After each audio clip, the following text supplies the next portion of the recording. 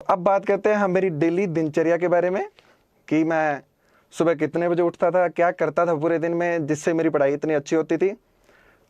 मैं सुबह 5:30 बजे उठता था।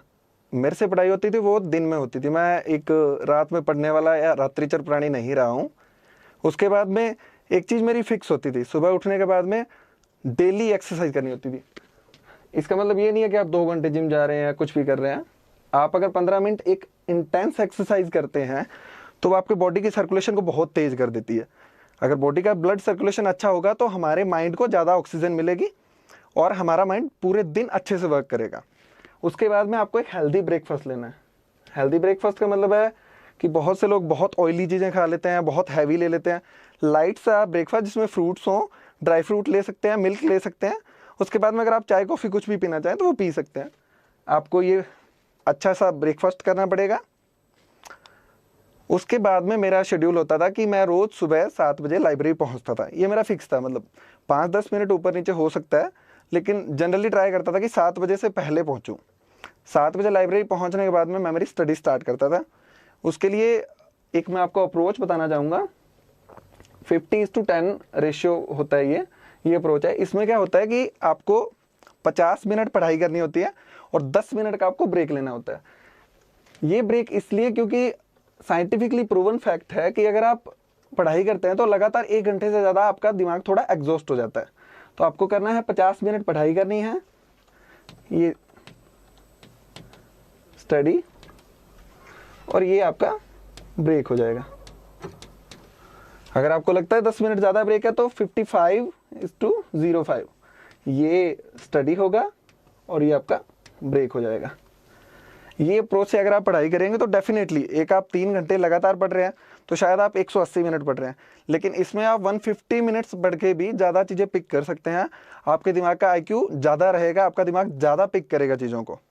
उसके बाद में मेरा क्या होता था कि जैसे 7 बजे से लेकर 10 बजे तक पढ़ता था मैं। उसके बाद में एक 20 से 25 मिनट का थोड़ा बड़ा ब्रेक लेता था, जिसमें मेरे को थोड़ा कुछ कोई चाय कॉफ़ी पीनी हो या कुछ खाना हो या थोड़ा सा पैदल घूमना हो, तो वो मैं इस टाइम पे करता था कि 3 घंटे के पढ़ाई के बाद में मुझे लगता था मेरा दिमाग थोड़ा थक चुका है, तो मैं 20 से 25 मिनट का एक ब्रेक ले लेता था। उसके बाद में फिर वापस मेरा शुरुआत होती थी 10:30 के आसपास और मैं 12:30 से 1 बजे तक पढ़ता था, अकॉर्डिंग टू मतलब मेरे माइंड के हिसाब से। इस टाइम पे मैं लंच करता था। लंच में जनरली मैं ट्राई करता था कि थोड़ा वेजिटेबल्स लूँ और थोड़ा सा लाइट लंच, इतना हैवी नहीं कि उसके बाद में मैं सो ही रहा हूँ 2-3 घंटे तक। थोड़ा लाइट लंच और वेजिटेबल्स, ये चीज़ें मस्ट है। और लंच करने के बाद में ये तो फिक्स था, लंच के बाद में मैं 45 से 1 मिनट के लिए रेस्ट करता ही करता था। ऐसा नहीं है कि लंच करने के इंस्टेंटली सो गया, थोड़ी देर कुछ न्यूज़पेपर वगैरह पढ़ लिया, उसके बाद में 1 घंटे के लिए रेस्ट करता था, या कोई आर्टिकल देख लिया वेबसाइट पे कोई, या फिर ऑनलाइन कुछ नेट पे आर्टिकल देख लिया। उसके बाद में 1 घंटे रेस्ट करके और फिर मैं यही होता था कि मैं कॉफ़ी पीता था और लाइब्रेरी जाता था। फिर वही मेरा लाइब्रेरी जाने के बाद 50:10 का शेड्यूल, और 3 बजे से लेके 5:30 के आसपास मैं 20 से 25 मिनट का ब्रेक लेता था, और ये शेड्यूल रहता था मेरा 8 से 8:30 बजे तक, यानी 5 से 5.5 घंटे तक पढ़ाई करता था शाम को मैं, और इतनी पढ़ाई सुबह दिन में करता था। ये करके उसके बाद में मैं जाता था मेरा डिनर के लिए, और 8 से 8:30 बजे के बीच में डिनर होता था मेरा जनरली।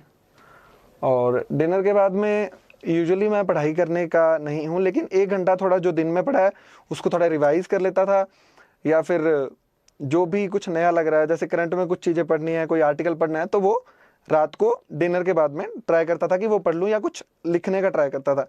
और उसके बाद में रात को 11:30 बजे मेरा फिक्स होता था कि मुझे सोना है।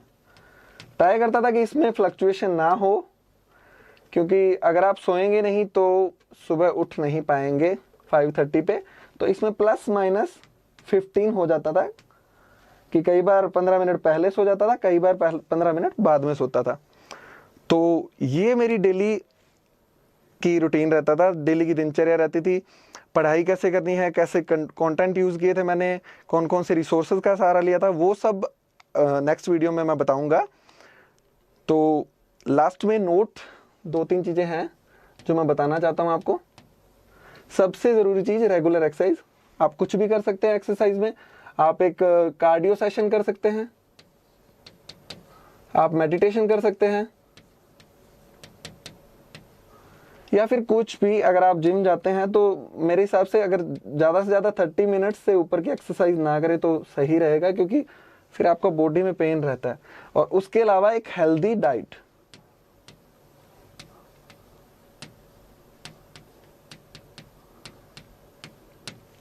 क्योंकि अल्टीमेटली यूपीएससी है वो माइंड का गेम है, तो आपको अपने माइंड को अगर आप हेल्दी रखेंगे तो आपकी पढ़ाई भी बहुत अच्छी होगी।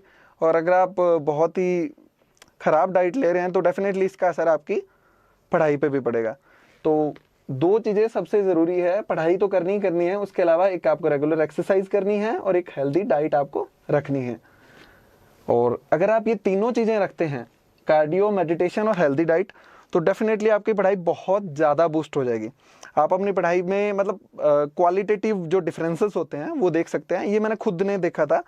और हेल्दी डाइट के लिए अगर आपको देखना हो तो जैसे गूगल पे, इंटरनेट पे आप बहुत सारी चीज़ें देख सकते हैं। Foods that are good for brain, foods are that makes you active all day.